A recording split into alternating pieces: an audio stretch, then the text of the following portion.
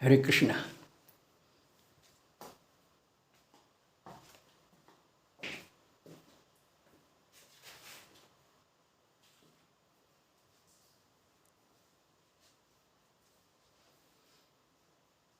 हरि ओम तत्सत। आओ प्रिय आत्मा, कुछ सत्संग चर्चा कर रहे हैं जो जीवन में आवश्यक भी है, लाभकारी भी है, बशर्ते कि सुने पड़े हुए ज्ञान को अमली जामा पहनाएं, प्रयोग करें उसका, तो वांछित लाभ प्राप्त होता है। कल की वीडियो में हमने एक महापुरुष के प्रवचन के अनुसार ये कहा था कि जैसे कुर्सी, मेज, मकान, पेड़ पौधे, पशु पक्षी हमसे अलग हैं, इसी प्रकार हमारा शरीर भी हमसे अलग है। बात अटपटी सी लगती है, लेकिन चूंकि महापुरुष झूठ नहीं बोलते, धर्म ग्रंथ झूठ नहीं बोलते, अंतरात्मा झूठ नहीं बोलती और पहुंचे महात्मा भी झूठ नहीं बोलते। इस पर विश्वास करते हुए इसका अभ्यास करें। और वो महाराज जी कह रहे थे कि कम से कम दिन में 50 बार, भले ही चाहे शरीर काम कर रहा हो, इसका चिंतन करें कि मैं शरीर नहीं हूं। जैसे पेड़ पौधे, मकान, कुर्सी आदि मुझसे अलग हैं, ऐसे ही शरीर भी मुझसे अलग है। कभी कोई नहीं कहता कि मैं कुर्सी हूं, मैं मेज हूं, मैं पेड़ हूं, कोई नहीं कहता। और हम कहते हैं कि मैं शरीर हूं, तो यहां से भूल शुरू हो जाती है। इस शरीर में कुसंग के कारण, अज्ञान के कारण अहमता, ममता हो जाती है। उसे ही आत्म बुद्धि कहते हैं शरीर में।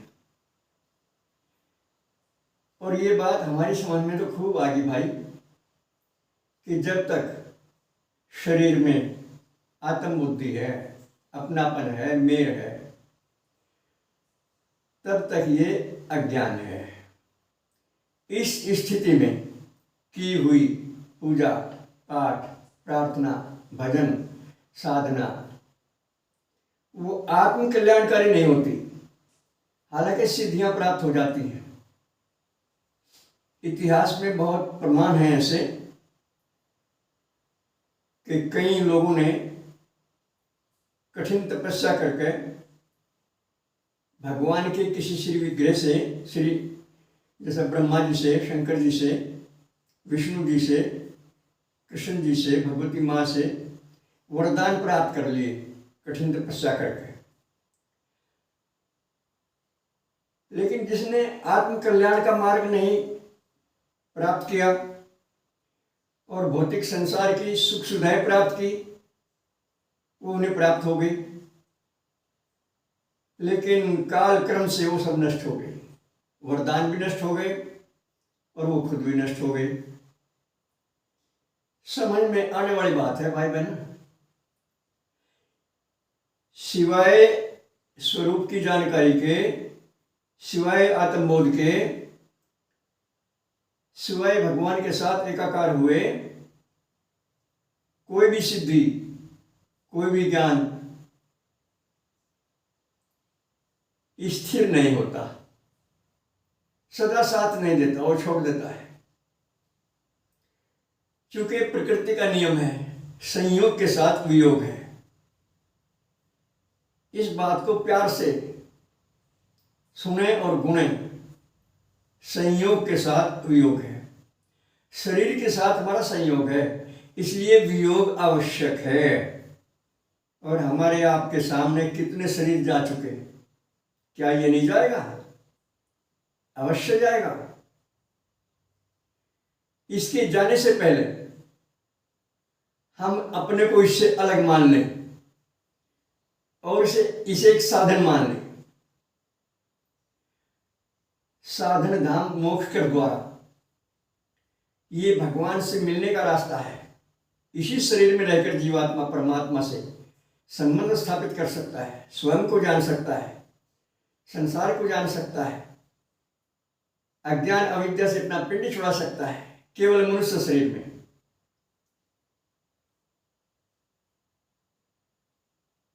है ना जचने वाली बात? भले ही किसी भाई बहन को एकदम ना जचे, लेकिन ये सच है, ये तो जागा, इससे तो वियोग होगा, तो क्यों ना इसके रहते हम प्राणपण से, सच्ची लगन से भगवत दर्शन करने की कोशिश करें, खुद को जानने की कोशिश करें, अपने स्वरूप में आने की कोशिश करें। और ये संभव भी तो है।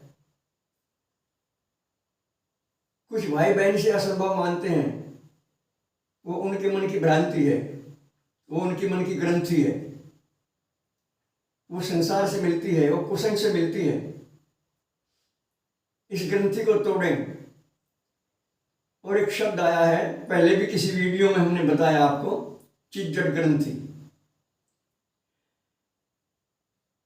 चिज्जड़ ग्रंथि को अच्छी तरह परखें, समझें, सुने और इसे दूर करने की भगवान से प्रार्थना करें, अपने सतगुरुदेव से प्रार्थना करें और अंतर्मुखी होकर अपने अंतरात्मा से संपर्क करने का मन बनाएं। मन बनाते ही रास्ते खुल जाते हैं, जहां चाह वहां राह। भले ही आप स्त्री शरीर में हैं, भले ही आप बिना पढ़े रह गए, कोई चिंता इस बात की।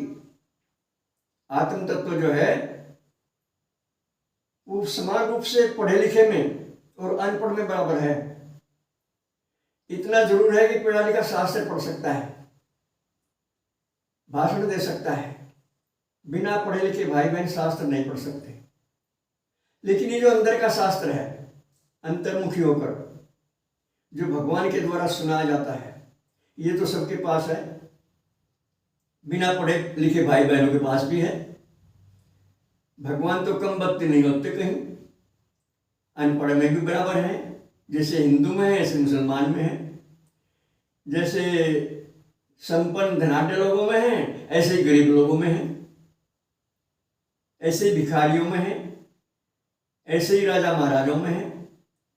इनमें अंतर नहीं आता। अंतर शरीर में है, किस्मत में है, विचार में है, काम में है, शरीर में है, किस्मत में है, सब जगह अंतर मिलेगा आपको।